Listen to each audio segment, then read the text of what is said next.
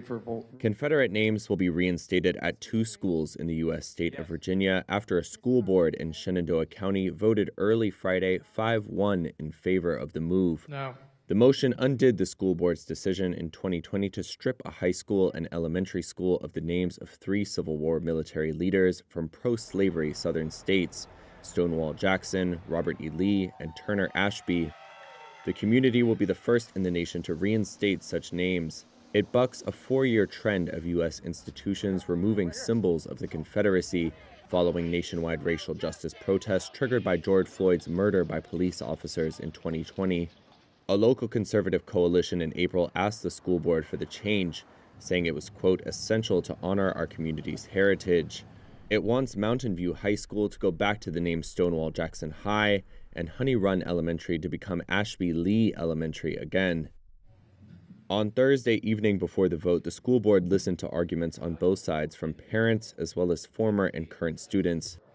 I'm a black student, and if the names are restored, I would have to represent a man that fought for my ancestors to be slaves. Tearing down statues and monuments into race and history while indoctrinating children is exactly what Adolf Hitler did in the late 1930s in Germany. This board has a moral and ethical obligation to the citizens you represent to undo the dirtiest, most underhanded political stunt in the history of Shenandoah County politics. Important decisions like this one must consider the voices of the students. The students would be most affected by this change. As a current student, it is hard to imagine a scenario where reverting the name back to Stonewall Jackson would improve the education received by any student attending the school.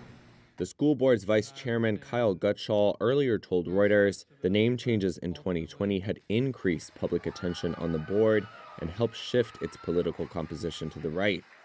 While Gutschall's predecessor, Michelle Manning, voiced concern about how charged the issue had become, saying she received threatening phone calls after the vote in 2020. According to a 2022 Reuters investigation, school board members across the United States have faced a rash of threats and hostile messages, ignited by roiling controversies over subjects such as U.S. racial history.